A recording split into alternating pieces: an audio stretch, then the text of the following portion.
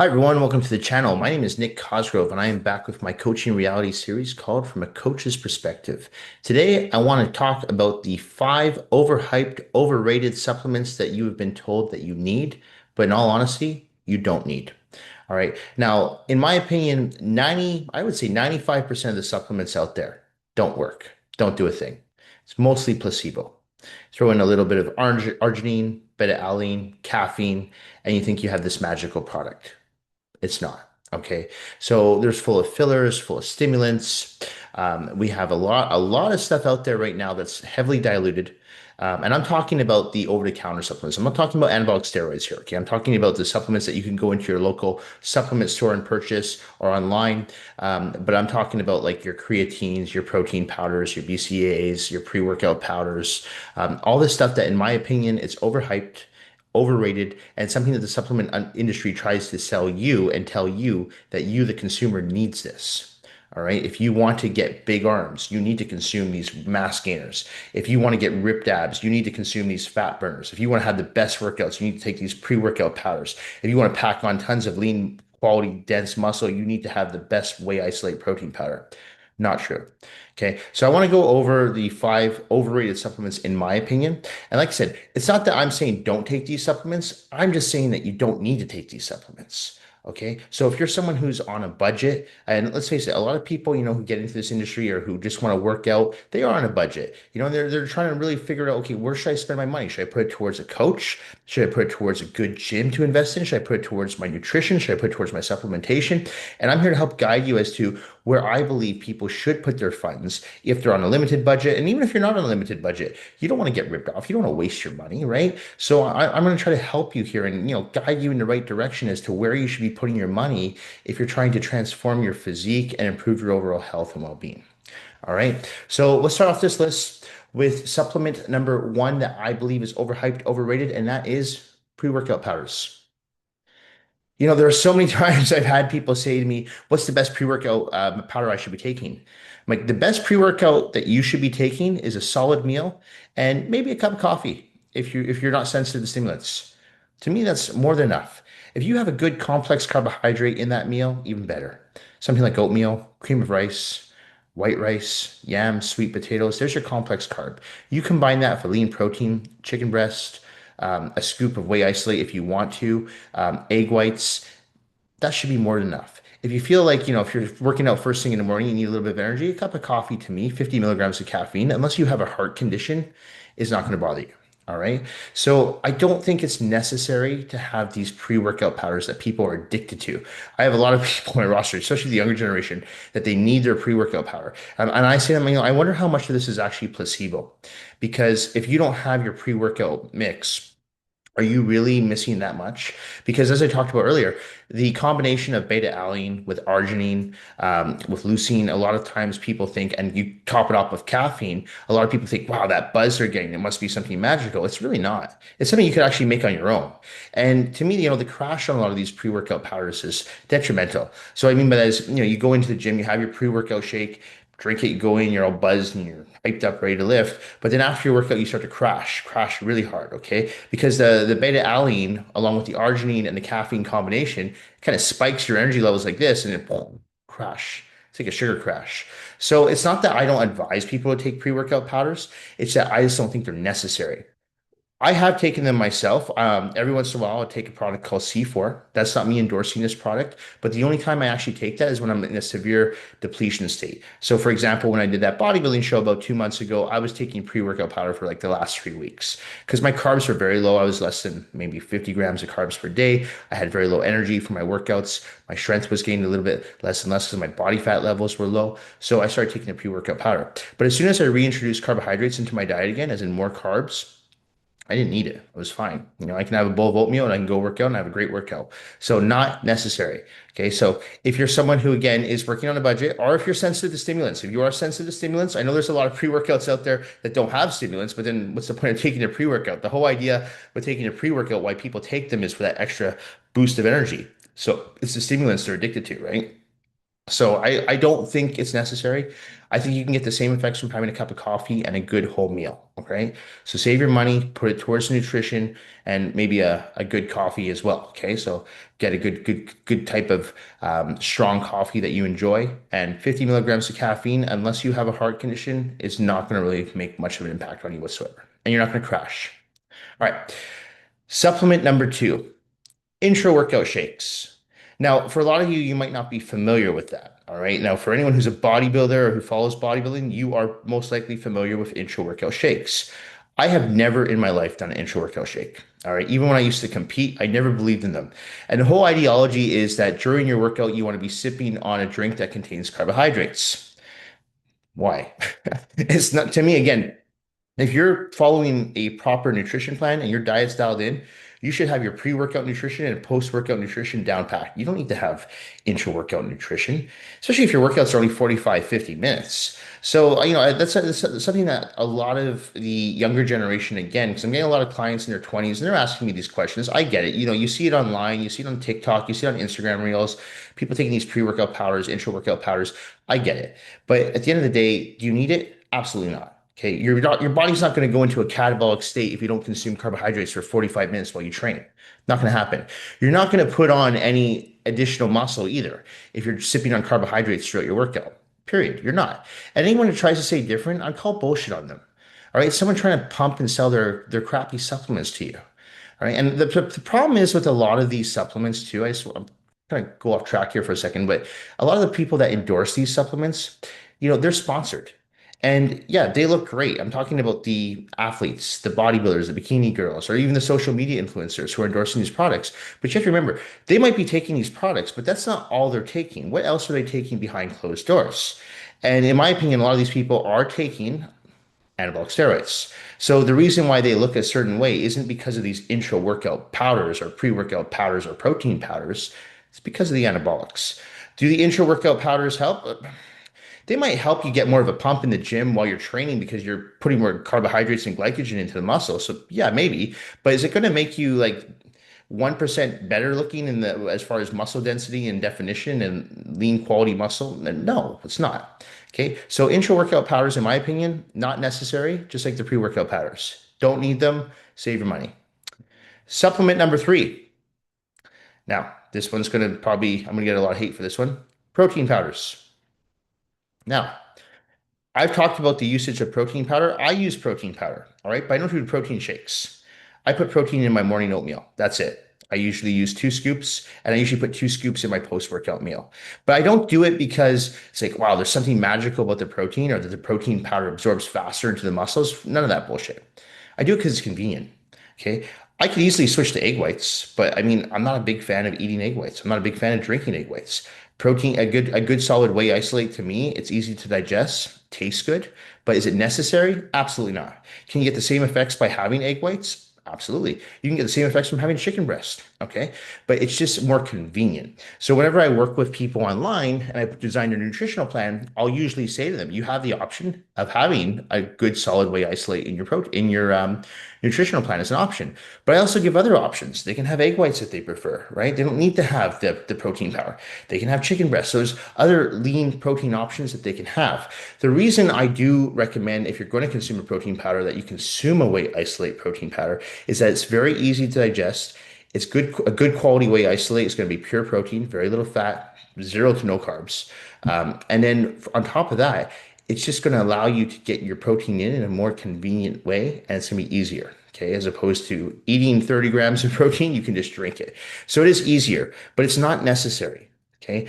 And to add to that, as far as the post-workout shake where you need protein powder, I've talked about this for years. That is a bunch of bullshit. Okay. I went years without having protein shakes. I post-workout shakes, I should say too. Never. I usually do a meal. And I've switched that up over the years. Like right now, I'm doing 2 scoops of protein powder with a cup or 2 cups of white rice. Just mix it all up. Get my complex carb, get my lean protein, no fats post workout for me, and that's easy to digest. Okay, but I could easily switch that protein powder for egg whites. Same thing, protein, done, whole food. All right. I would argue that the protein powder is probably a little bit more cost effective because eggs have gone up, so egg whites have gone up in price. Okay, globally. So if you're on a budget, it might be easier to get the protein powder in. But again, you just want to make sure you're consuming a high quality protein powder. So even if you have a whey concentrate, that's fine, but you have to just make sure that when you're trying to choose a protein powder, in my opinion, you should be looking for something that's high potency. So what I mean by that is if you're consuming, let's say, a scoop of protein powder, it's 30 grams of protein, it really shouldn't contain no more than 2 grams of fat and really no more than 1 gram of sugar. For if you're consuming any protein powders like 5 grams, 6 grams of sugar, it's crap. It's not a good product. And carbohydrates should be less than three, all right, ideally. But again, not necessarily, because if you switch over to egg whites, you don't have to worry about any sugar. You don't have to worry about any carbs. Okay. And calories are quite low. Okay. It's pure protein. Does it taste as good? Not really. Is it as convenient to consume? Probably not. But again, protein powders not necessary. You can still build muscle, you can still lose fat without them. Right? Overhyped, overrated. The fourth product or supplement that is overrated, and one that's made a comeback in the last 5 years. This is probably the supplement I get the most questions about all the time from both in-house clients and online clients. Creatine. Creatine has been around for decades. I remember back in the early 2000s, you could buy a huge tub of creatine for like 15 bucks. Now I see it selling on supplement stores online or in the supplement stores on the streets, and they're selling them for like 100 bucks a bottle. I'm like, are you kidding me? It's just creatine. But again, overhyped, overrated, overmarketed, and people buy it. And I think, wow, this is a magic. I feel so much better. Now, look, there's a lot of science backing creatine. I actually have always said creatine works. It works really well. It's one of the 5% of the supplements out there. Remember, I said 95% don't work. Creatine is actually in that 5% with protein powders that do work. But here's the thing: is it necessary? No. And the thing is with protein powder, or not protein powder, creatine. The reason why a lot of people notice that their strength increases is because creatine loads water into your muscles. The more water you have in your muscles, the stronger you're going to be. So it's like the more cushion for your pushing. You're going to be able to push more, right? You're going to be able to pull more. You're going to be able to squat more.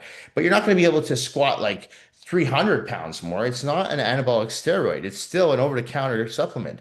So will it make your physique better? I would argue and say no. And I'll tell you why. Because in my experience, for myself anyway, and working with a lot of people, I find that creatine makes you retain additional fluid. So you're holding water weight.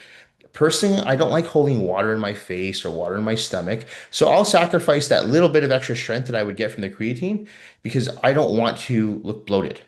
That's me. Maybe I'm very vain. Okay. I like to see my abs. I notice with creatine, it's very hard because if I have a watery physique, I can't really see my abs. So that's why I don't take it. But I do have clients that do take it. And I say, look, if it's working for you, take it. If you like it, if you feel better on it, take it. Because there's a lot of studies coming out there now that say creatine can really make people feel better, put them in a better mood, can balance hormones. Now, I question some of these studies, but at the same time, creatine can't hurt you. Okay. But you can find creatine in a lot of the foods that you consume already, especially if you're someone who does consume red meat, elk. Okay. So you're going to find creatine in a lot of those foods. Okay. So it's not necessary. And I'm going to tell you right now, you're an idiot if you're spending more than $100 for a bottle of creatine. You are. And I'm sorry, I'm not trying to call someone out here, but seriously, even if you're not on a budget, don't get ripped off. It's just creatine. Creatine monohydrate, in my opinion, should cost $50 or less for a tub. Okay. And even that's pushing it. Because again, I remember back when you can get it for less than 20 bucks for a massive tub. Now I know it's inflation. I know things go up in price. So that's why I'm saying 50. But again, you don't need it. Okay. And one more thing to add to that with creatine, if you're going to buy creatine, just buy creatine monohydrate. No additional flavors, no additional sugar. You don't need it's just creatine monohydrate, just a powder. You can throw it in whatever, throw it in your friggin' morning oatmeal if you want, or just throw it in your water and drink it. Okay. But again, not necessary. If you like it, you want to use it, by all means do it. It's not going to hurt you, but it might make you 1% better. Okay. So again, save your money, put it towards nutrition. All right. The last supplement that is overrated, overhyped, BCAAs, branch chain amino acids. Now, I'm going to put this out here. If you are following a diet plan that has tons of nutrients, tons of vitamins, tons of minerals, and you're also taking your vitamins and minerals, so your omega-3s, your calcium, your zinc, vitamin D, okay? You're taking all that. You do not need BCAAs. You don't. Now, again, if you're not on a budget, you're like, yeah, I feel like I want to try the branched chain amino acids, do it. They're not going to hurt you, but they're not necessary. And one of the drinks I like to drink, it's a product called Extend. And a lot of people, my clients, when they see me drinking it, because I keep the usually the packaging in the back room, they see it. They say, "Oh, is that for your BCAAs?" And I'm like, it just so happens that there are BCAAs in there, but that's not why I drink it. I drink it for the flavor. I like the flavor. I drink about 8 liters of water a day. Drinking 8 liters of just regular plain water can be quite difficult to do. So I add a little flavor to it so it's more enjoyable and I get it down easier. I'm not doing it for the BCAAs. I promise you, I'm getting more than enough branched chain amino acids in my daily nutrition and with my vitamins and minerals that I already take. Okay. So I don't need additional branched chain amino acids. But just like the protein powders, just like the creatine, this has been something that the supplement industry has been trying to pump over and over again that you need to have. You need to have your branched chain amino acids or you're not going to gain muscle. You're not going to lose fat. You're going to perform terribly in the gym. Boom. Not true, not true, not true. All you have to do is go back to the physiques of the 70s and 80s. Look at those physiques. And I'm talking the Arnold Schwarzenegger era. Those guys didn't have branched chain amino acids. Those guys didn't have pre-workout or intra-workout powders. Those guys didn't even have protein powder. Protein powder wasn't even around yet. They would just drink egg whites and have eggs, raw eggs, if you remember the Rocky videos. And they still built great physiques. So it goes to show you, you don't need all that. All right. And for anyone that says, well, it's going to fast track my results, again, I call bullshit. Show me the studies. Show me the studies that show this is going to fast track your results. Show me someone who's actually made substantial gains taking creatine and branched chain amino acids and nothing else. What I mean by that, no anabolics, no testosterone, no anavar, no masteron, no trenbolone, no anabolic steroids, no clenbuterol, no fat burners, who's made these amazing gains, crazy transformation by taking these products. You're not going to find one. All right. Unless they're a genetic freak. And in that case, they probably would have transformed already without any of this stuff and just eating hot dogs and pizza all day because there are some genetic freaks out there. Okay. So again, a supplement that's overrated, overhyped, and not necessary. All right. So again, this is just my opinion. You can disagree with me, and that's fine. But I've been doing this for over 20 years, and I've wasted tons of money myself on supplements that just don't work. And I don't want you to waste your money. So, whether you're brand new to this and you're looking for something to give you the edge in the gym, I'm going to tell you right now, this isn't it. You want to edge in the gym, get your diet in check. Yeah, you're going to have to do a little bit more work. You're going to have to meal prep. You're going to have to portion control. You're going to need the food scale, but that's what works. Okay, same thing with the lifting and the weights. I always tell people the basics work. The squats work. The bench press works. Deadlifts, they still work. You don't need to do all these fancy TikTok video exercises and reinvent the wheel. We know what works. All right. So I'm not saying don't try new things, but I'm just saying at the same time, if you're trying to keep things simple, stick to what works, stick to the basics, get your diet dialed in, make sure your training's in check, and you're going to get results, period. All right. You don't need to spend thousands and thousands of dollars on shitty supplements that you don't need. All right. So that's why I put out these videos. Because again, I'm trying to educate people and make sure that they don't make the same mistakes that I made when I was younger. Because I want you to save your money and invest it where you should, where you might want to invest it, which could be, again, maybe hiring a good coach to help you, investing in like maybe a higher end gym. So you're working at a nice gym that has all the equipment as opposed to maybe a community center gym, which is a little bit more lower grade. And putting it into your diet, which in my opinion is the most important place where you should put your money. The amount of money I spend on food a month, oh my God, my grocery bill is nuts. Easily I spend at least for me myself, 5K a month on food. All right. But I eat good food. I eat whole food sources. All my foods I eat are clean. All right. And I really attribute that to helping myself build a better physique, train better in the gym, recover better. And at my age, at 40, I feel great. No injuries. Lots of my strength is still going up in the gym. And again, I attribute that to following a good diet. All right. So diet is key. And that's where you should be putting the bulk of your money in. Okay. I'm even saying that over coaching. Okay. If you have to decide between coaching or diet, I'm going to tell you right now as a coach, put it towards diet. Okay. And try to learn as much as you can on your own. And then when you can afford to work with a coach, whether in-house or online, put the money there. All right. But the last place you need to put the money, shitty supplements that don't work. Anyway, that's it for this week's Coaching Reality episode. This episode will be going up on Wednesday, May the 27th. As a reminder, if you have any questions related to your nutritional plan, workout program, supplements you are currently taking, not taking, or considering taking, please feel free to email me those questions at nick@foreverfitperformance.com, or you can DM me your questions on my Instagram at fitcosgrove_. Thank you all for watching. Thank you for supporting my YouTube channel. If you haven't already seen it this week, go check out my no filter Q&A that dropped earlier on Monday. I'm talking about joint pain, talking about how to develop your legs. A lot of people they have a hard time bringing up their legs, so I give a little bit of a tutorial on how you can actually build up your legs with your quadriceps, your hamstrings, your glutes and calves, and how to structure a leg workout properly. All right. So I go into some detail about that. So check out that episode. And if you haven't already, please like and subscribe to the channel. I do appreciate all the support and feedback that I receive from each and every single one of you. Anyway, thank you all again, and I will see you all next week. Bye for now.